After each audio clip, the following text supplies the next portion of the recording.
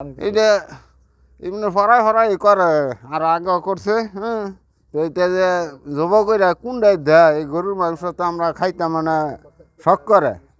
তো এলাকার মানুষ আর কিছু এলাকার মনে হয় আছে, এটা ফরাই ফরাই না এটা করে। একটা সুন্দর একটা জায়গায় একটা ঘোরার মতো মানুষ একটা আসে খাওয়ার জন্য, কিন্তু এইরকম পরিচ্ছন্নত হলে মানুষের একটা খারাপ পরিবেশের মধ্যে একটা দেখা যাচ্ছে।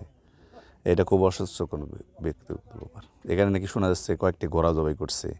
আসলে এরা কারা করছে, এদেরকে আসলে আইনের আওতায় আনা খুবই দ্রুত দরকার। যে আমরা এলাকার আমার বাসা 11 নম্বর সেক্টরে আমরা শুনছি যে অনুবর্গণিত বুড়া মারিয়া ফেলাইতেছে, তো এই দেখতে আইছি আর কি। পরিবেশ নষ্ট হয়েছে, খালি অনেক কিছু ক্ষতিগ্রস্ত হইতেছে। এটা তো মানুষের খাওয়াইতেছে, খারাপ না, হারাম। এগুলো তো একেবারে অযোগ্য কাম, যারাই করছে আমরা খুব ঘৃণা করি।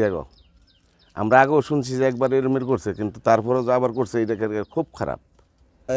আইজা সকালে খুব ভোরে জানতে পারছি এন গোড়া জব করে এই 10 নম্বর সেক্টরে ঘোড়া জব করে। পরে আমরা আসলাম, আইসা দেখলাম 10টা ঘোড়া আছে, 11টা ঘোড়া আর 9টা জব করেছে। পরে ওইটা দেখলাম, দিয়ে আবার এই প্রশাসনের লোক আসলো, মিডিয়ার লোক আসলো, আইটা দেখলো উড়াইলো। আবার এমুরা উপর সাইডে এক বাউন্ডারির ভিতরে অনেক জব করে মাংস টুরে টুরে করে থুয়ে দিচ্ছে, মানে এরা বেচার লেগা।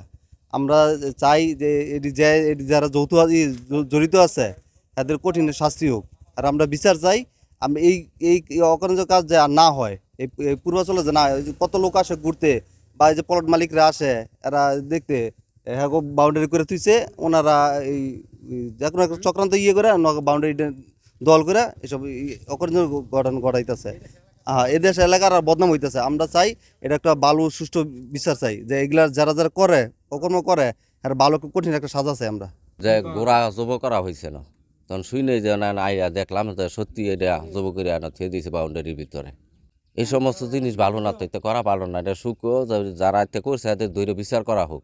আসলে এটা সম্বন্ধে আমরা অবগত আছি, আগে ওই কাজ হয়েছে। যারা এই অপকর্ম করে আমরা চাই এটা সুষ্ঠু বিচার হোক। এই কাজগুলো অত্যন্ত খারাপ, এটা আমাদের দেশের জন্য খুবই খারাপ। অনেক সময় আইসা জিগায় কাস্টমার জিগায় এখানে কি গরুর মাংস আছে কিনা, আমরা বলি না আমাদের এখানে তো এগুলো চলে না। আমরা এটা সুষ্ঠু বিচার চাই, আমরা চাই না যে কোনো এই এলাকায় গরুর মাংস চলুক। আসলে মূল কথা হচ্ছে এই এলাকাটা আপনারা জানেন যে জনবসতি নেই, একেবারে রাত্রেবেলা একটা ভুতুড়ে পরিবেশ সৃষ্টি হয়।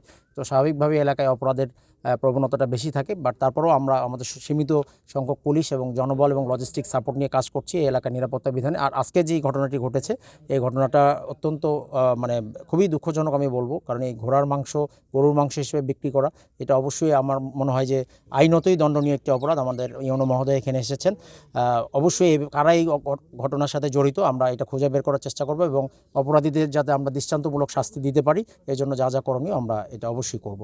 না, আমরা এই ঘটনা শোনার সাথে সাথে আমাদের পুলিশ এবং আমরা সবাই এখানে এসেছি।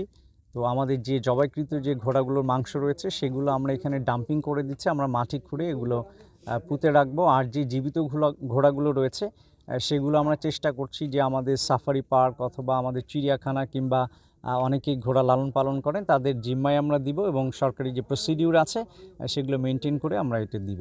এবং একই সাথে এই ঘোড়ার মাংসগুলো কোথায় যাচ্ছে এই বিষয়ে আমরা তদন্ত করছি। আমরা যারা এদের সাথে জড়িত আছে তাদেরকে অবশ্যই আইনের আওতায় নিয়ে আসবো আমরা।